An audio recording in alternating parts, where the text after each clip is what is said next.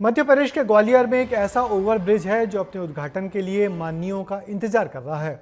2 साल में बनने वाला पुल 8 साल में जाकर तैयार हुआ, लेकिन अब आपसी गुटबाजी के चलते नेता इसके लोकार्पण के लिए समय नहीं दे रहे। शहर के हजारों लोग परेशान हैं और पूछ रहे हैं कि आखिर ये इंतजार उनका कब खत्म होगा। देखिए ये रिपोर्ट। 9 साल बाद आरओबी बनकर तैयार, हजारों लोगों पर परेशानियों की मार, अभी भी लोकार्पण का है इंतजार।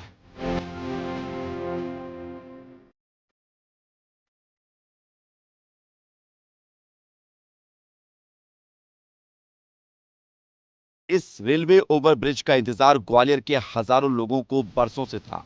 2 साल में बनने वाले इस ओवरब्रिज को बनने में 9 साल लग गए। जैसे तैसे ये ब्रिज बनकर तैयार तो हुआ, अब इसके लोकार्पण का इंतजार है। माननीयों को इसका फीता काटने की फुर्सत ही नहीं मिल पा रही। ग्वालियर शहर का एक ऐसा ओवरब्रिज पुल जो अपने उद्घाटन के लिए माननीयों का इंतजार कर रहा है, लेकिन माननीयों को समय नहीं है और यही वजह है ओवरब्रिज पुल का उद्घाटन नहीं हो पा रहा है। ये विवेकानंद नीडम ओवरब्रिज पुल है। सबसे खास बात तो यह है कि इसकी शुरुआत साल 2017 में हुई और साल 2020 में इसको बनकर तैयार होना था, लेकिन साल 2024 में ये बनकर तैयार हुआ है और इसके बावजूद भी जब पूरी तरह से बन गया है तो ये आम लोगों के लिए भी नहीं खोला गया है। रेलवे ओवरब्रिज नाका चंद्रवंदी से नई कलेक्ट्रेट रोड तक साल 2017 में ये स्वीकृत हुआ। 967 मीटर लंबा है आरओबी। 2019 में काम पूरा होना था, 2025 में भी सौगात नहीं मिली। 8 साल की देरी से बजट भी बढ़ता चला गया। ब्रिज अब पूरी तरह तैयार है, लेकिन स्थानीय जनप्रतिनिधियों की गुटबाजी के चलते लोकार्पण की तारीख भी तय नहीं हो पा रही, जबकि जनता को इसकी बेहद जरूरत है। अब सवाल इस बात को लेकर है कि आखिर कब खत्म होगा ये इंतजार।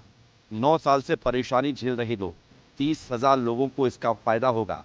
5 किलोमीटर का चक्कर लगाने को लोग मजबूर हैं। धूल और ट्रैफिक से निजात मिलेगी, आने जाने में समय की बचत होगी। हमें देखते देखते काफ़ी समय हो गया है। पिछले 8 वर्षों से इसका काम चल रहा है।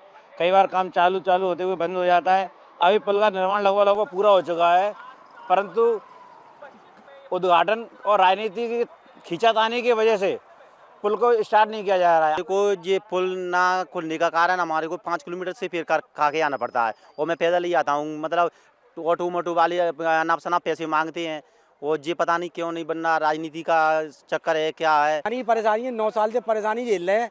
जो अपन को जो ऊपर से जो जाना पड़ता है वो रास्ता इतना खराब है कि अगर मान लो आपकी गाड़ी का अगर एक बार पिकअप टूट गया, सामने से कोई गाड़ी आ रही तो एक्सीडेंटल जोन है, सीधे सीधे जाने का खतरा है, मरना है आदमी, या तो हाथ पे टूटना है, गाड़ी पलट के आ रहा है उस घाटी पे से। इधर अधिकारी भी ज्यादा जल्दबाजी में नहीं है। कलेक्टर का कहना है कि पीडब्ल्यूडी के अधिकारियों से बात करेंगे और जानेंगे कि अभी तक आरओबी की शुरुआत क्यों नहीं हो पाई।